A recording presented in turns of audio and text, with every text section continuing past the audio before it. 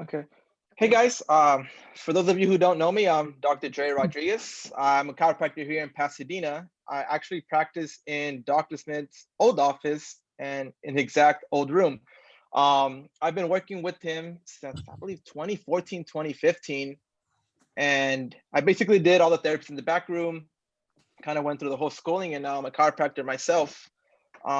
I do see a lot of familiar faces. I think I've seen a good amount of you guys. You guys might have seen me. I typically do the medical tent at the LA Marathon. So you guys might have seen me there. Um, so Dr. Smith and Carol asked me to do this injury prevention talk with you guys today. Um, so this talk is not going to be necessarily about how to like avoid a specific injury. It's kind of as a broad perspective on that kind of the do's and don'ts that I kind of want to focus on. I don't want to focus on like, oh, like you're running incorrectly or you're have this because of this. Because working for Dr. Smith for so long, if one thing that I got from him was that there is no perfect way of running. Everyone's own unique running style, that's their own, like that's the perfect way to run for them. Now, we could always do like little tweaks, like, like strengthen this muscle or strengthen this muscle to alleviate like knee pain or ankle pain. Like we could obviously do those kind of things, but the correct running form for everyone is whatever you use to do your own running style, basically. So I kind of wanted a presentation kind of focusing on three things. The most important for injury prevention is going to be consistency. So I'm going to start with that one just because I know like the later topics get a little boring just because we're going to go a little bit into the anatomy. And that's my main point that I want to point out is the main way to avoid injury is consistency in the training. After that, we're going to talk a little bit about the muscle adaptation, like Dr. Smith was telling us about, and then the FIT model, which stands for frequency, intensity, and time.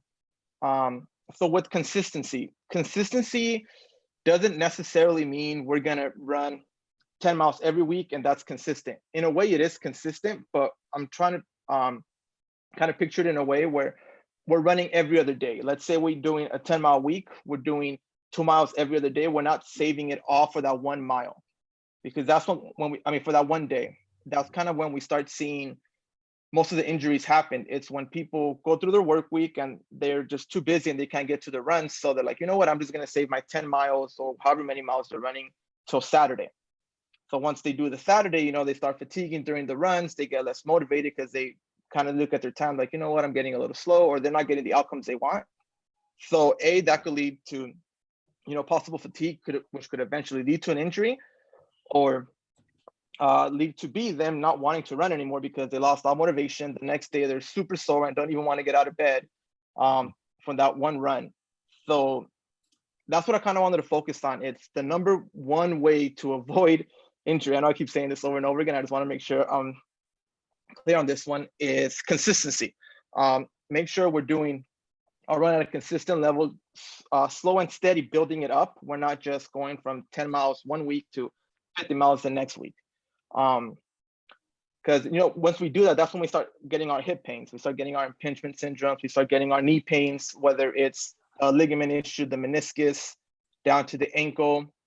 Kind of like what Eric, I believe it was Eric that was talking about the chin splints. It's just the load is too much. The muscles they're not there yet. We're going a little too fast too soon. So we kind of want to build everything steady, slowly. So it's kind of like building a house, right? We kind of want to set a nice foundation before we kind of start building everything upon it. So this is where it's kind of going to lead a little bit into the anatomy portion of it. We're trying to train the muscles we have. We basically have two types, right? We have type 1 fibers, which are considered the slow twitch muscles. These are the muscles that most marathon runners have. These are the ones that tend to fatigue at a much lower pace. They're full of mitochondria, so like basically they're like your power muscles. They're going to get you through a marathon. And then we have our type 2s, which gets broken down into two types. We have our type A, which is a little bit of a hybrid. You have a little bit of the slow twitch and the fast twitch. So these are the type 2. Their study shows that there's a bit of a correlation between them. Like, let's say you're born just type 2Bs, you could transition those into type 2As, because type 2Bs are the ones that just sprinters have. That's literally just kind of like your quick gas muscles. Like if you're doing like a 40-yard dash, that's typically the muscles the muscle group that you're going to use, or muscle cells, I should say, sorry. So we're basically trying to build these up, especially if your goal is to run a marathon or run a 10K, whatever the goal is, you definitely, like, you want to start focusing on the muscle fibers you want to work on in order to avoid injury down the road. Now, this is where we're going to talk about a little bit about the muscle adaptation. So I kind of broke it down into three things. We're going to focus on like strength, size, and endurance. So strength, this is kind of when you want to do your high loads, your high intensities, like your low reps, full long, like rest periods. So kind of think like a weightlifter, right? That he wants to put a lot of muscle on. They're the ones that are going to add a lot of intensity, meaning like a lot of weight, do their loads, and they're going to take a long break between they go back into the rep scheme. The next goal would be if it's size. So this is like the moderate load intensity, short to moderate rest periods. So instead of putting all that heavy weight, we're putting a little bit less, and then we're still having a little prolonged break in between. And then for the endurance, so this is when we have the low intensity, high volume, short recovery periods. So these are mostly for the type 1 fibers, so like your marathon runners. So low intensity meaning they're not just running at a 5-minute pace throughout the whole entire marathon. They're kind of keeping everything consistent. They're building everything up because they want to recruit all those fibers to make sure they could get through the whole entire workout. Now, having staked that, this is the whole FIT model comes in. So FIT again stands for frequency, intensity, and time. So frequency is how often are we doing it? Are we doing it every other day? Are we doing it daily? Are we breaking our runs between like the morning and the afternoon? So you should kind of take this into mind when you're setting your goal. So like if your goal is we're gonna run a marathon, make sure you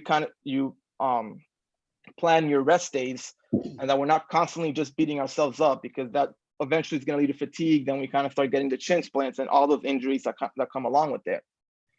And the next one down is intensity. So this is how light or how heavy are we doing it? So it kind of goes back to the mileage, right? Are we doing 10 miles in one day, or are we splitting the 10 miles throughout the whole entire week? And again, kind of consider your goals, because again, you want to make sure we have that recovery period between each single run that we're doing. And lastly, it's time, which is just the duration of the exercise. And how long are you going to do it? Are we doing it slow and steady, or are we doing it fast and explosive? Now, this being an injury prevention talk, we definitely want to focus on the slow and steady. I kind of like stress that enough. The way to avoid injury is to kind of keep building it up slowly but surely.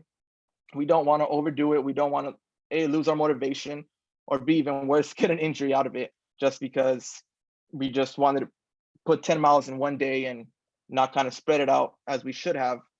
And I was kind of talking to Dr. Smith a little bit. I was like, okay, like how should I focus this talk? And he made it pretty simple to me. He's like, just kind of focus on the slow and steady training, because that's going to be the main key to success.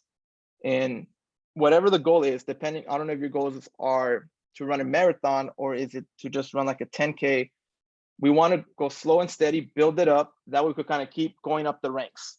We don't want to just dive right in and have all these injuries occur. But yeah, today I kind of just wanted to keep it simple. I know Kara mentioned to me there was a couple of people that had injuries here. I think Eric was telling us about the chin splints. But if you guys have any questions, I'll be more than happy to see if I could help you assist with that. Yeah, somebody else had some issues with knees, which is very common, I know. Anybody have any questions? Just unmute yourself and go ahead. So I got a question. I have a very unusual work week. So I can't do I can't commit to an every other day thing. So I know probably not to run 2 days in a row, but what is like the maximum in between that's gonna work against me, I guess, is what I need to know. Yep.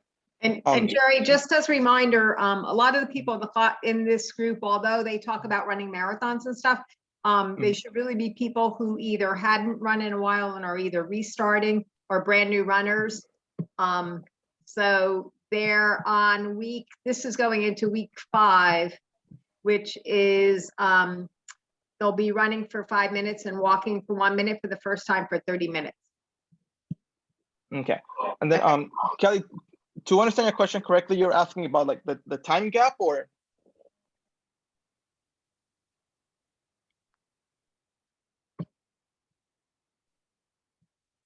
I don't know if Kelly froze, but I think she was asking because of her work. Oh, go ahead, Kelly.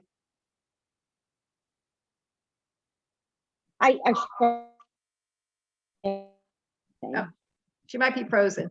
I think she was saying because of her work schedule, she may have to run, because basically what I was telling them is to run, say, on the weekend and then 2 midweeks, but with a day in between.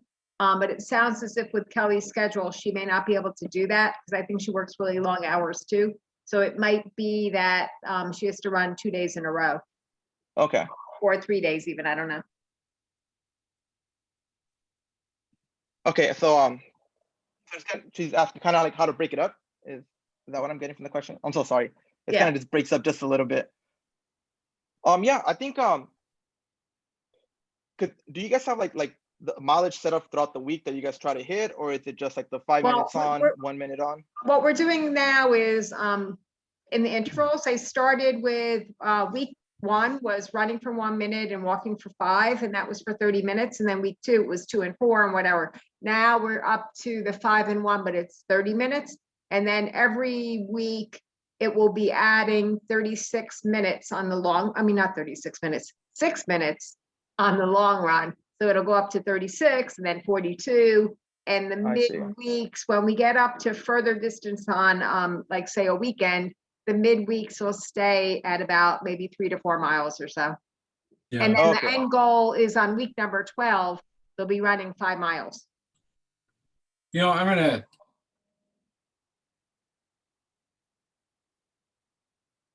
gonna jump in on this, and maybe I think I can give a simple answer for you, Kelly. You know, your problem is so typical. People are working so darn hard now. You know, we have jobs that are just overwhelming. You know, some people just can't get away. You know, and it becomes an issue because, now you have this dichotomy. Should I train more and give up the rest and just go ahead and do my 12-hour work day back to back, or 10 or 11 hours, and you're exhausted, but train anyway, and then be so exhausted that you're prone to, immune system failures and, getting sick and, ruining your health? Or do you back off and go, no, it's appropriate to rest? Because sometimes you just have to. I mean, there are life circumstances out there. All I can do is relate this one experience that I had for a period of my life. And, I hate to bring my own life stories in here because, you have a question, but I think I can help you to understand. So, when my kids were little and I was a single dad, I had, no time to run. I had once a week to train. That was it. And so I'd run 1 day a week. And then I started riding my bicycle on Sundays. That's all I got. I had Sundays. So I went with my friend, John Osgood. We rode bikes on Sunday. I got to the point where I could do a 35, 40 mile ride on Sunday. And I got really good at it once a week. And, I was a lot younger than I am now. But you could develop a fitness program based on once a week training if you have to. I'd rather see you training once a week than nonce a week, okay? So, but here's how you make up for it. You're gonna back down on your pace. You're gonna take it nice and slow, and you're gonna keep a slow burn on your workout. You want a nice slow workout, warm up, get into your run, take it nice and slow and easy, and just do not push the pace. And you can kind of monitor week by week. You can go, I'm doing pretty good. I feel good. And you feel good at the end of your run, you've won. You just want to feel good at the end of your run so you're motivated to come back next week and do it again. You know what? Next week, you got that extra day. Here it comes. You got a little break. You got a little extra time. Go ahead and take that extra run. Get out there and put in, go out there 45 minutes and put in, 2 or 3 miles, or do your, 36 minutes of running. Get it over with, and you got that extra day. and be proud of yourself for doing it. And be proud of yourself if you can only do it once. And if you can't do it once because you're overwhelmed, don't give up. Pull yourself up, come back next week and try it again, but don't quit. Just sometimes consistency just means getting your shoes off, peeling the sheets off your face and getting your shoes on. Sometimes that's all you got. You just have that much. That's all you got. You only have enough force left in you to just push that far. If that's all the push you've got, give it all you can and just keep going and don't give up and get that once a week workout in if you have to. Because you're not training for a marathon, you're training for your life. You're training for fitness. And I mean, I look at Eddie here who's 107 years old, and the guy's never gives up. He's out there running, all the time. He's probably the most persistent runner in all of the Pacers. And I know Eddie doesn't put in 40 miles a week very often. If he's out there once, it's probably good, and he's out there and every run's a PR. So you can do it. And don't beat yourself up if you're not doing the exact program. We're proud of you for being there and doing it and showing up. So you do what you can when you can, but you're going to modulate that workout by pulling way back on the intensity. That way you're going to be able to keep up with it. You're not going to get hurt and you're going to get fit. You're going to be way more fit than if you didn't do it. So you go, you know what? I put the right foot in front of the left foot. And it's like eating an elephant, just one bite at a time. That's not politically, we're not supposed to eat elephants anymore. Dang it. They're just changing everything all the time. Okay, well, that's all I got on that. Did I answer your question for you, Kelly? All right, I'm gonna take a yes from that. I think she's frozen, but I think it's yes. Well, good on you for being here, sweetie. Good job. Any other questions for either Dr. Rodriguez or Dr. Smith? Come on, take advantage of having them here. I started to say earlier, and I'm going to go ahead and just say it again, it's been raining today, and Carol brought up an interesting point. She went out and ran today, and it was raining, and I think she got wet. And, there's 2 days of the year that you want to definitely run, and the meanest, coldest, rainiest day of the year, you need to be out there. When it gets really ugly, you better get your shoes on. And when it's real hot, when it's just blistering hot, that day you need to get your shoes on and get out and go for a run. Because if you can push past those 2 days, you've pushed past the reasonableness problem. And the problem of being reasonable means that you're willing to reason with your workouts and reason with life. And, it's reasonable because it's Christmas and Aunt Martha's coming over to spend a few days, and it's Valentine's Day and it's Easter. And, I'm tired today and I don't feel like it, and it's raining and it's hot. If you give in to reasonableness, you're going to get reasonable results. And we don't want reasonable people in the Pacers. We want people who are outrageous. And if you're going to have to live outrageous lives, you're going to have to do outrageous things, and you're going to have to disagree with the material universe and push past it and get out there and get your shoes on and go for a run. And it's the biggest problem we have. And Dr. Rodriguez is right. Consistency is the way to win. Even if it's once a week, be consistent, be out there and get those runs in. And reasonableness is the killer of all things great and marvelous. Don't give into it and be reasonable and not go on the run because it's raining or it's hot or you don't have the willpower today. I mean, we don't want that. You guys are Pacers, for God's sake, so get out there. And if you just become unreasonable, you're going to win at this game and achieve your goals. I've seen the most unlikely people. The first year we started the Pacers, we had this guy his name was Jibril Indoy, and Jibril was from Senegal, and he was the most muscular looking, perfect runner. I mean, if you see a Kenyan runner that's like really strong, boy, you'd look at Jibril and go, that guy is going to run a marathon before this is over, and he's going to be real fast. And they're all the people that went with him. And none of those folks that ran with Jabril or looked like him went beyond 6 or 8 weeks in their running programs. And we had a lot of folks in there who were overweight and they were slow and they'd never been athletes before. And a lot of them are still with us today. You know, they're still there because they were consistent and unreasonable and they never gave up. And I see them all the time. I ran with Colleen Hammond about probably 3 or 4 weeks ago. Been a pacer for 24 years or something. And Colleen looks better today than she did 15, 20 years ago. She's more fit. Her skin color is better. She's got a brighter smile. She's made 1 million friends in the Pacers, but she's been unreasonable about it. And I don't know how many marathons Colleen has run, but I got to run with her about, 4 weeks ago. It was one of the best Sundays of the last year, being able to spend time with her after all these years. So you guys keep coming back, and 5, 10 years from now, you'll be out running with somebody and taking real delight in their presence because you find somebody truly extraordinary out there. Make sure you make a friend and get their story. I always want to hear the stories of people. I guarantee you, if you ran with Eddie Boylan and started asking him questions about his life, it'd blow your mind what he's done. So sometimes the quiet person right next to you who's got an ugly looking weird spot on their face or their nose looks funny turns out to be the guy who invented the pulse engine that's going out into space. I met a guy who invented the ion pulse generator that's been in space, and he made this thing, and I just went, holy cow. I met the guy who was the 72nd generation descendant of Confucius.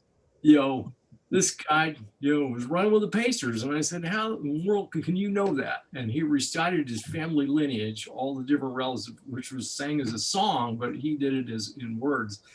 So the person right next to you who you're running with is really extraordinary, and get their story. So, all right, folks. Part of the problem now is because we're all running by ourselves, we're not running in groups. So hopefully at some time when we're all back together, like I've said before, that it's much, much easier when you're running together and we're all supporting and cheering for each other and, encouraging everybody to keep going and everything. When you're running by yourself, it is a lot harder. So congratulations to everybody that's been doing what they've been doing so far. Thank you. Any other questions or things for either of the two doctors? Because then I'll turn off the recording and then we could just talk for a few minutes if anybody wants to still hang on. I have a question, Carol. Did you cover in any of the meetings the warm-up? I know Coach Ezra had always done the warm-ups, at least when I was previously in the in Pacers, but did you go over that? Because I've been feeling a little tight, and so just wondering if maybe Dr. Rodriguez has any tips. I try to follow the format. I remember the stretches, but any tips on avoiding that tightness? Okay. Yeah, if either of you want to answer that. So far, I hadn't really gone over it that much because we were basically, I was saying like walk a little and then start running. As we go to further distance, the warming up might be more important, but I'll let either of the two doctors answer that.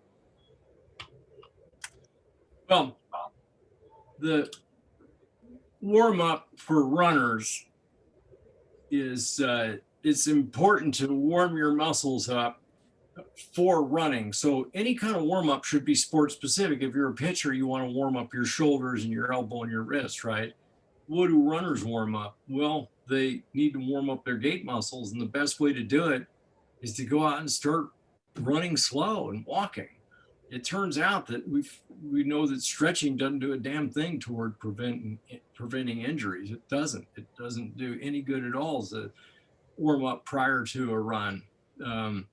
As a matter of fact, we find that people sometimes will pull muscles because they're doing warm ups on cold muscles, and they overstretch them, and they'll break some of the muscle fibers. And the next thing you know, particularly the hamstrings are very vulnerable to overstretching.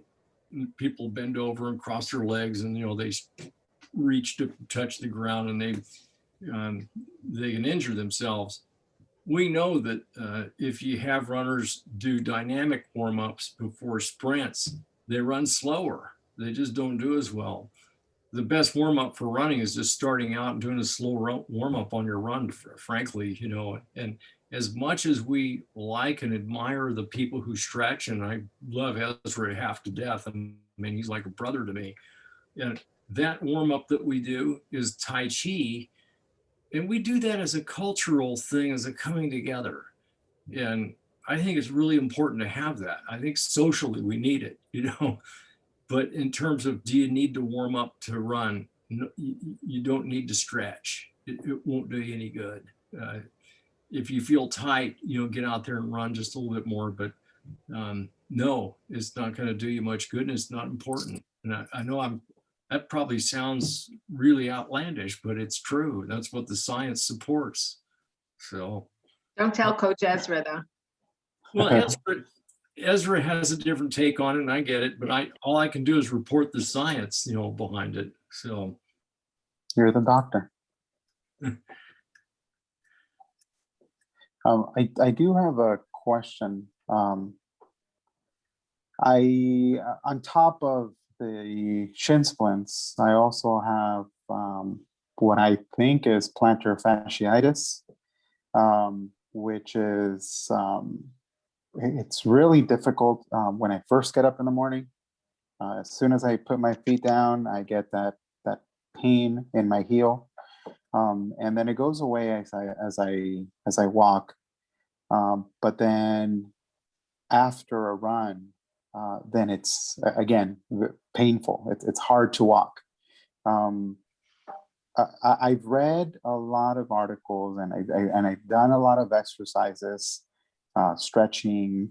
I've bought special socks, and etc. And they don't really seem to have any effect. Is this just a chronic condition that I have to deal with, or is there something that I can do to help to alleviate that pain? well, you know, a while ago we were talking about your shin splints, and I mentioned that it's likely that your foot is rolling in too much, and you know, you're putting too much load in the, you know, and particular muscles on the inside of your shin. What you're telling me now confirms exactly what I said, and that is your foot probably is rolling in too much, and you more than likely would benefit from a good pair of orthotics. Okay. Oh yeah, you ought to get that taken care of. Let Dr. Rodriquez, you know, handle that for you, because that goes hand in hand with what I was just saying. And Okay. so yeah. Great. Thank you. And good on you for persisting, even though it hurts. You're still out there. You know, it's I have to. we need. That's an inspiration that you're doing that. There's people looking at you, going, "Look at that guy. He's in pain and he does it anyway." Somebody is looking at you and just making decisions. They're saying, "I'm going to go do that too. If he can do it, so can I." Well, that's how much I enjoy, running. It's the first sport that I actually enjoy doing. So I didn't really start doing it until about 7 years ago. I lived a very sedentary lifestyle, and I'm a type 2 diabetic. For 24 years now, I've been a type 2 diabetic. How has your A1C level been faring since you started running? Have your blood levels gotten better? Oh, most definitely. Glucose is much better than it was. Oh, yes. Before I started running, A1C was, in the 10s, almost 11s, and now I'm in the 6s. For those haven't hit the 5 yet, but I'm in the 6s. For you folks listening, A1C is a measurement of how your blood sugar level has done over probably a 3-month period. And it measures really how sticky your red blood cells get.